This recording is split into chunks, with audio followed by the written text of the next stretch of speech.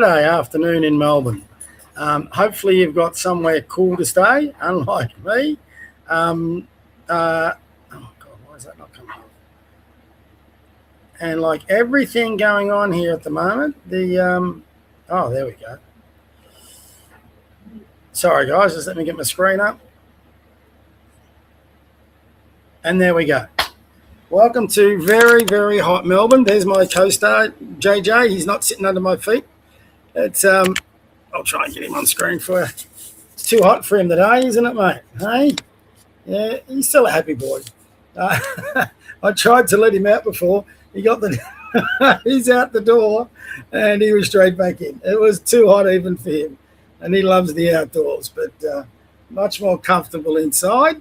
And as usual, look at that. He's just right up. He just wants to be part of it. So we're coming from my downstairs office today. We'll go sit in the background now because my upstairs office is just so hot. It is. It's like a sauna. For those of you who follow me in length of time, you know the deal. It's just hot air rises in my house. I've got a little one of those window air conditioners, but on days like today, it's next to useless. So much better down here. I got 2 tower fans going either side. So if that impacts on my voice and what I'm saying, bad luck. Got a bit to get through. Lots of things happening on the world, considering we're in the middle of holidays. Let's dedicate this to extract from our little Bible read. Let's dedicate it to all those firefighters and all those people in the fires and doing their best to not only survive but keep their properties intact. At this time of year, don't listen to the fear porn from the media. At this time of the year, nearly every summer you're going to get these conditions, and sadly nearly every summer somewhere in Australia, if not this state, are going to suffer from bushfire. That is a normal part of living in Australia. So it's in our national song, the sunburned country, that's what it's referring to, and we suffer from floods and fires, just like some countries suffer from earthquakes or hurricanes or tornado alley like in America. That's part of living on this continent. So don't listen to the media.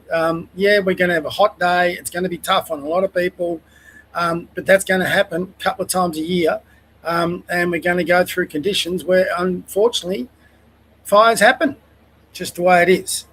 Anyway, time for the Bible read. Let's dedicate it to those brave people who are fighting them and the just as brave people who are trying to keep their homes intact, or the ones who are fleeing from fires in their homes. Let's hope that they can get through it as best as possible. Luke 13:22-35, the narrow door. Jesus urged people to go through the narrow door and then expresses his great love for the people of Jerusalem. Jesus went through towns and villages, teaching the people and making his way towards Jerusalem. Someone asked him, "Sir, will just a few people be saved?" Jesus answered them, Do your best to go through the narrow door, because many people will surely try to go in but will not be able. The master of the house will get up and close the door. Then when you stand outside and begin to knock on the door and say, "Open the door for us, sir," he will answer you, "I don't know where you came from." Then you will answer, "We ate and drank with you. You taught in our town." But he will say again, "I don't know where you came from. Get away from me, all you wicked people."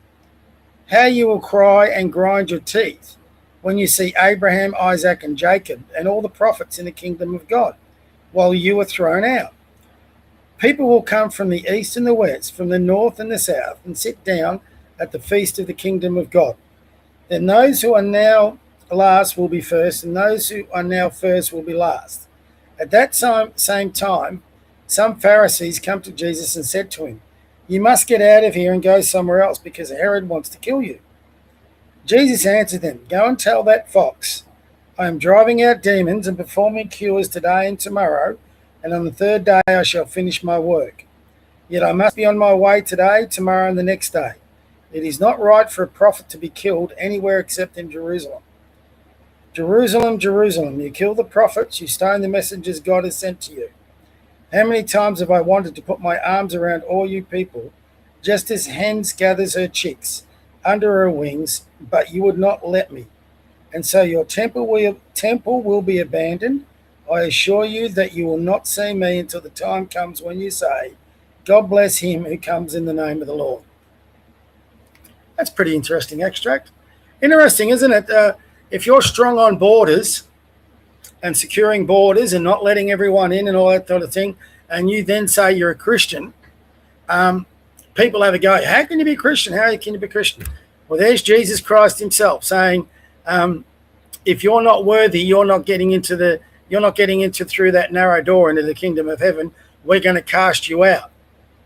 So people trying to say you can't be Christian, there's no references in the Bible to have strong borders. Well, I just read you one. There you go. So interesting. You've got to get out there. You've got to research. There'll be all sorts of people. Tucker Carlson is a classic who will shove Christianity down your throat, even though he doesn't know what it really truly represents. I mean, if you're a Tucker Carlson sycophant, just take this. I mean, I nearly fell over. It came up on my feed yesterday. Tucker Carlson in the last day or two made the claim that the United States declared war on Germany when Germany invaded Poland. Now, if you actually know your history, you'll shake your head and burst out laughing, because it wasn't until 2 years later that Germany declared war on the United States of America, not America on Germany. It was the other way around. After Pearl Harbor, 4 days went past. America declared war on Japan, but never declared war on Germany, because it wasn't popular in America to go fight another European war. So Adolf did Roosevelt a favor and declared war on America, and then war returned fire and declared war on Germany. Tucker Carlson doesn't know that. He thinks America declared war on Germany when Germany invaded Poland. The man's a lunatic. So don't listen to him about anything. Don't listen to him about history. Don't listen to him, which he's been wrong several times. Don't listen to him about his alarmism with all World War III starting through Trump. He was wrong on Iran last time. He was wrong on Venezuela. He's going to be wrong on a whole bunch of things. And certainly don't take your Christian guidance from a man like Tucker Carlson. He's a false prophet. Of that, I am very, very sure. Today, I want to address a couple of things, but the main thing, this Royal Commission. I put out a separate post yesterday. Been sleeping on this tonight and last night, and been thinking on it more this morning when I see more coming out. Sorry, just checking on my dog. Yeah, no, he's lying down in there in the cool. We've all been duped. I always thought this was the case. I said it yesterday on a thing. I just wanted to get it out there before others start going on about it. This Royal Commission is not going to get what we want. It's going to be a total waste of time, total waste of money. The Jewish community who I've defended and tried to support through this, they've sort of pushed it upon themselves because they were so banging on about a Royal Commission. They didn't start thinking about how to frame that Royal Commission. So it's reference points. I forget what they call it. Terms of reference or something. Anyway, for any Royal Commission, you've got to put in these reference points for those who are appointed to conduct the Royal Commission to take it into consideration. Well, Albo has not mentioned radical Islam once. Not once. All right? The two words that scare the absolute shit out of me in his terms of reference, that's it. His terms of reference is social cohesion.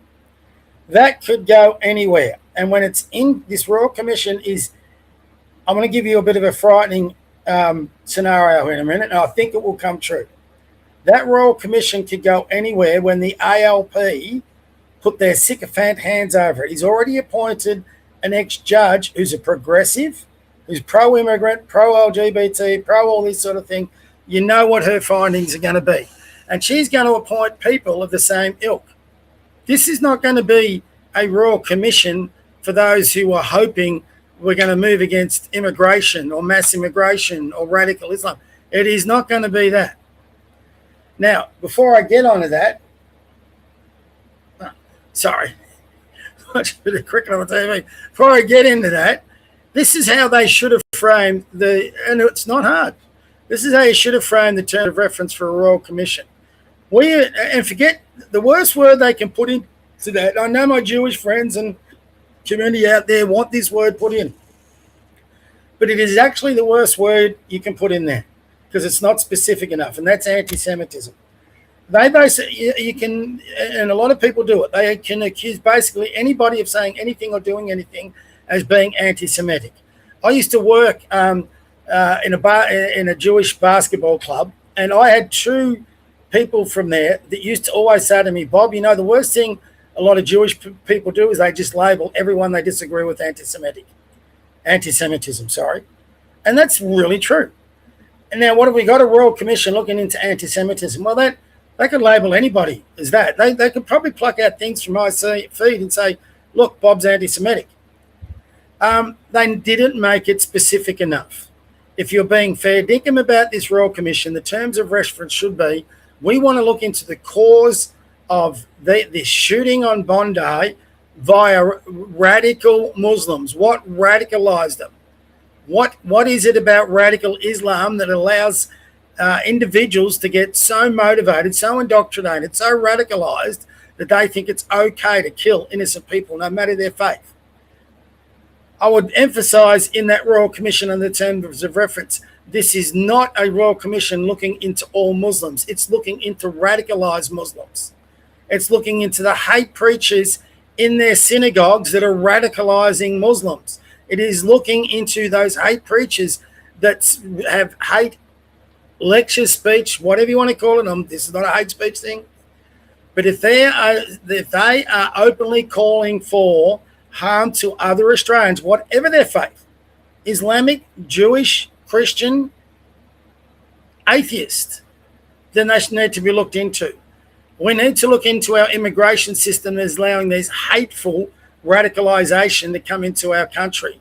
And then we need measures to address that situation that include deportation, a review of our immigration system to make sure radical Islamists are not allowed in the country, and jail terms and even death sentences for people who perpetuate radical Islamic crimes upon innocent Australians.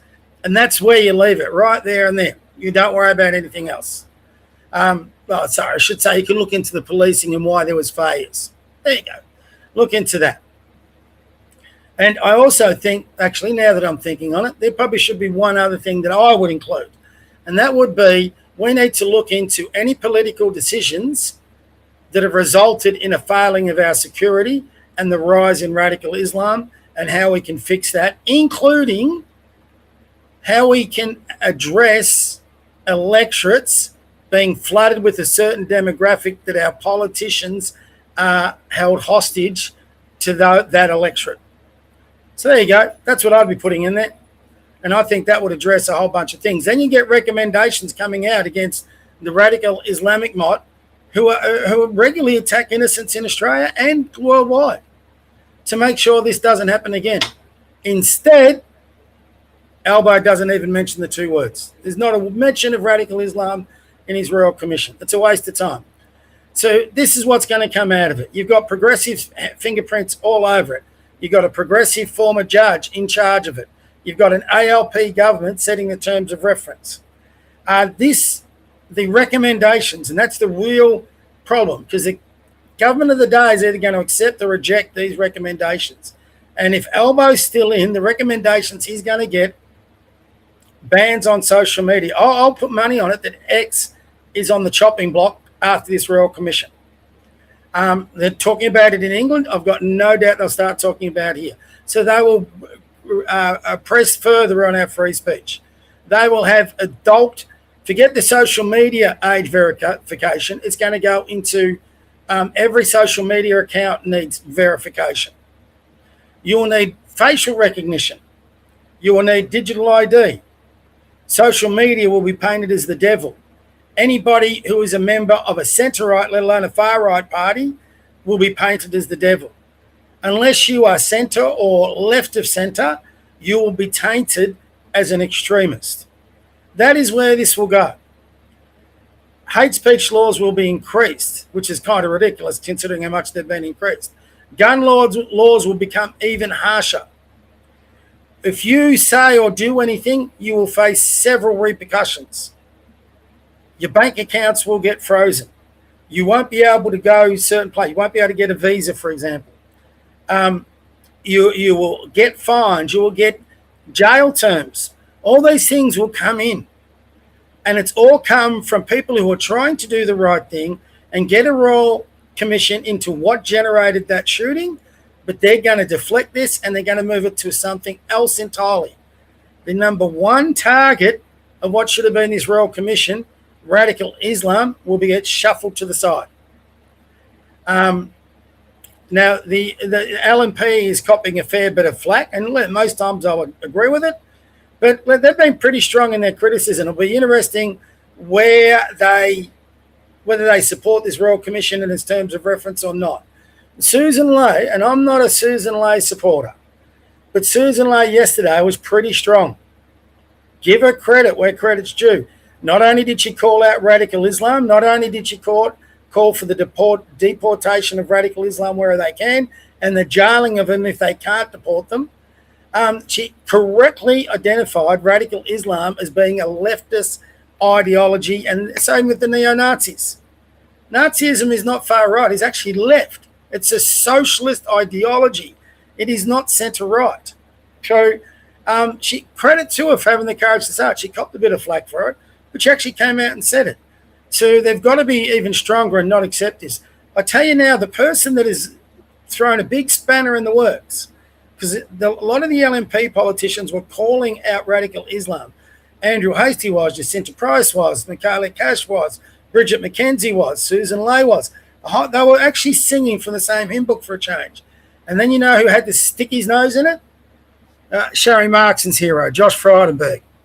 And he introduced the anti-Semitism theme. Now, his initial speech was fantastic. It was passionate, it was from the heart. But ever since then, he's been trying. He felt he had to lead the Jewish community. And I understand the angst. But the target the Jewish community had to put on was radical Islam. They didn't. They wanted it to be all about anti-Semitism. So now the Royal Commission that could have had teeth has no teeth. And all it did was impact on all of us. And I'm happy to debate this with any Jewish person. You know, I support the Jewish community. I think they've gone through a horrific time. Why isn't there terms of reference to deal with these pro-Palestinian groups who organise all these marches that have created this environment in our country? There's nothing. They're already back marching. They're already back doing their, from the river to the sea chants. All they'll do is change the chant. I mean, it's so sad. It is funny. It's just a joke. The whole thing is just a joke. We're going to spend hundreds of millions on this thing. It'll probably go 5 years, and then the recommendation we're going to get, the ALP are going to use this to bring in what they want. They have played all these ones screaming for a royal commission. And listen, I agree, we needed a royal commission, but it had to have the right person leading it and it had to have the right terms of reference. Otherwise, it was a waste of time. This is a waste of time and money. And even worse, we are going to cop really badly the repercussions of all of this. Unreal. My second rant. Unless you've had your head under a rock, we've all seen, and let me get this out straight. That lady I don't believe she should have been shot. All right? I'll disagree with a lot of my American friends. I didn't see the necessity for that. So that was terribly sad. To have her children now orphaned because her husband died not long ago, terribly sad. That interesting, she had a husband and had 3 children with, but now she's married to a woman. I pity those poor kids, and what they're going to go through for the rest of their life won't be good. So that was a tragedy. There is no doubt about that. I do understand in the American psyche why that officer shot. And there's more information come out where he was the victim of getting dragged along 100 metres and suffering some horrific injury from a very similar incident. So no doubt that explains why he's so quick to draw his gun and shoot. Now, having said all that, all this politicisation and carrying on from the left is absurd. Now, should she have been shot? No. Should there be investigation into it? No. Should this guy be hung, drawn and quartered? I'm not too sure. Is he a criminal? I don't think so, no. He was going through performing his duties, and let's all be fair, all right? If this was Biden in office, there wouldn't be any hoo-ha. Because it's Trump in office, this is the left's chance to go for Trump. So they're going to hype this up more than what they should be. There's been these sorts of shootings of both people in cars who refuse to stop and also police officers every single day of the week in America. It goes on all the time. They're going to blow this thing out of all proportion. But let's be really blunt. Let's call a spade a spade. Why was she there? Why was she in a position that she had to be confronted by these ICE officers? Why did she, as a parent of 3 young children who had already lost their father, put herself in a position of risk? You're talking about taking on armed guards who are trying to get out of the country, hardened criminals, pedophiles, sex offenders. They have to go into suburbs, they have to go into businesses, they have to do a really dirty job. And yet there's another clip I've got on my thing, which you can have a look at. It happened in Portland, where the radical left are now blocking ICE officers' cars, and then someone will cut them off from the other side so they can't leave. And then they get surrounded by all these idiots with their phone. And then they wonder why people are getting shot. You know, play stupid games, expect stupid results. This woman played a stupid game.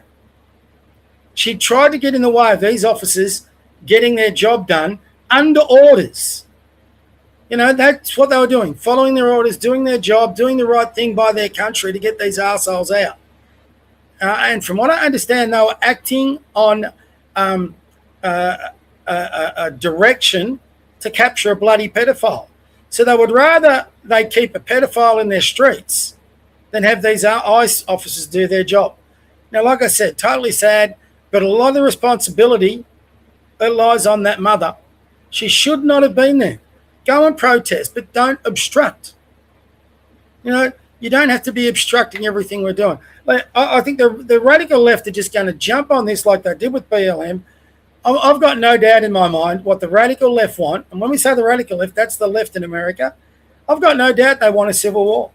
Got no doubt in my mind. I put up a tweet today. And sadly, I mean, you try and live with this sort of thinking, but you do get to a point. Well, if that's what they want, maybe we've got to give it to them.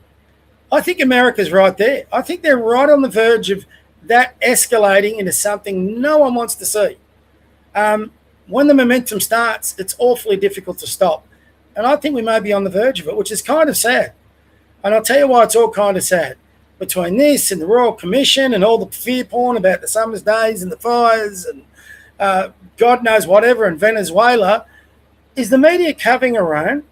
In Iran, there's a revolution going on in Iran. The people are rising up against the Ayatollahs. They're about to liberate themselves from radical Islamic oppression after 50 years. You know, that's what I mean, that's going to be one of the largest geopolitical stories ever in half a century, and the media's barely covering it. Hopefully it comes to fruition and we get the radical Ayatollahs out. And if that happens, everything in the Middle East starts falling apart, because Iran has been funding all these terrorist groups. Hamas, Hezbollah, they lose their funding, they go in the background. Whether you like them or not, Israel can finish off the job then because they don't have to worry about Iran. The threat to the Western world has gone out. Don't underestimate how much Iran has got its fingers and tentacles in the Western society's pie, pushing all the radicals. That may start to dissipate if Iran stops. And, you know, by Trump liberating Venezuela of Maduro, if Iran falls over, if there's peace in Ukraine, all these immigrants might finally be able to go back to their countries of destination. And these countries, these Western societies that have taken them in, will have every right to say, you know, we took you in as refugees. Syria now, it's not great, but it's sorted. There's no civil war there now. There's an arsehole in charge, but that's not our problem. You can go back to your country now. The war's over. In Iran, you can go back to your country now because the revolution's happened. In Venezuela, you can go back to your country now because your dictator's out. You know, you're getting a lot of justification to say to all these people that have flooded your countries to say, you know what, we took you in as refugees, but the time's up. You got to go back to your own country. So we're facing that. But the radical left is not going to allow that to happen. They're not going to allow it to happen in America. They're not going to allow it to happen in Europe. They're certainly not going to allow it to happen in the UK. And I don't think they're going to allow it here. And at some point, you get to a point where we say, bang, now, the only good thing for us in Australia is we are always behind America, especially in Europe. If a civil war happens and this becomes a confrontation, then let's pray that it doesn't.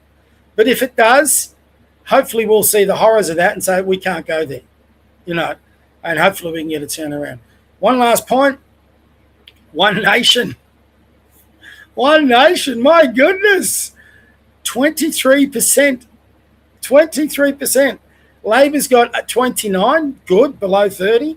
The Liberals have got 23. So now One Nation is a major party. They're ranking right up there. It's going to be so interesting from here because the media are not going to want to treat One Nation as a major party. But you've got the LNP has got a really big decision to make. They need to get someone in charge who is more aligned with One Nation and start creating alliances. And to me, that's only one person. That's Andrew Hastie. So I feel for Susan Ley. I don't think she's done as bad a job as what a lot of people have said, but she's not the person. She's not the person for these times. So they need to get – if they don't, they're going to become irrelevant, and a bunch of the LNP members are going to have to jump across like Barnaby did into One Nation and give this country a choice. But if it stays as it is, it gives us a lot of hope because One Nation and the LNP should be able to outpoll right now the left, the ALP. The Albo's in a bit of trouble. But, I don't really care. I don't care whether it's. I've said this for quite a while now, and I warned about this a while back. You can go back, check my feeds. I've been saying to the LNP for a while, they need to start talking to One Nation in particular, but a bunch of the centre-right and get some unity around the centre-right vote. So if we end up with, let's say what could happen, One Nation could become a party of government. Now, everyone will go, oh, that's nuts. Well, if they've got 23% of the vote and the LNP got 23% of the vote, there's 46. Now, whichever party has the most, if they go into a coalition, and they would be crazy not to, if they go into a coalition, if the One Nation has the majority, even by one seat, you're looking at a One Nation Prime Minister. Barnaby Joyce maybe. Well, see, he's not smart because he's going into the Senate. I just hope they really are very smart now that they're in a chance of government. They start making out a plan for lower house seats. They've now got a responsibility just not to be a Senate-specific party. I'm not too sure they've got the people that can do that. So that's my only worry about One Nation. But the polling here is everyone's pissed off with the major parties. And there's no such thing now as a major party. There's a major triplets. There's ALP, One Nation, LNP. Thank God. Worst case, LNP get up. They have a majority. They work in alliance with the One Nation, which they should. And the One Nation have the balance of power. Happy days. Happy days. We might be only 2 years away from having a lot of what people like me on the centre-right want. Because if One Nation get up with the balance of power, mass immigration gets addressed. Deportations will happen, but Pauline said a few times now she doesn't believe in that, but she will deport, I've got no doubt, radical Islamists. That'll get addressed. The makeup of Australia and its immigration will get addressed. There's a whole bunch of things. Australia Day will get addressed. Our national flag will get addressed. These welcome to countries will get addressed. The Indigenous bullshit will get addressed. The treaties in state government levels will probably get addressed. And Pauline or Malcolm Roberts, if you watch this, please don't be Queensland-centric. You've got 2 years to get up some quality candidates in Victoria. Don't underestimate that there's Victorians looking for options down here. There are. If you feel quality candidates throughout Victoria, leave the country for the Nationals because they sort of line up with you anyway. But you've got to get into the cities. You've got to get into Melbourne. If you want to win government, and I want you or the LNP in an alliance to win government at the next federal election, then you need to get us quality candidates to vote for. And if you've got Gina Ridehart backing you, get some backers. You're now a serious party. You've got to start getting money in, and you've got to start getting some advertising and polling, all that. You're a major party now. I hope you're ready for that. You're a major party, and this country bloody well needs it. Whoever was first out of the minor parties to get there needed to get everyone behind them. You're there. You've now got a massive responsibility to this Australian community. Pauline, I think you're up for it, but you've got to get some people there that can help you. And I'm not talking about politicians like Barnaby. I'm talking like the backroom people. People who are smart as, like real intelligent strategists, real good on the social media. What you did for that cartoons, for example, is great. But you got to get quality candidates. If you've got idiots who are going to just jump ship on you again, or they're going to come out with NSN bullshit or stuff, you've got to vet your people. You've got to get the good candidates, and you've got to get yourself up as a major force. Good luck to you. Good luck to you. You're going to need it. But I know you. I know Pauline and Malcolm. You've survived the media coming at you. You've earned this. Make the most of it. All right. That's a big enough rant for a Friday. That was a good one. I'll see you all tomorrow, guys. God bless. God bless your kids. God bless your grandkids. God bless your pets. My dog is back at my feet. Yeah, I'll give you one look at him. He's funny. It's the coolest part of the house. And I hope I can get you in there. And there he is. He's not shifting. So God bless your pets. God bless you. God bless this country. Come on, Pauline. Get us back. All right. And I will see you all tomorrow. Bye for now.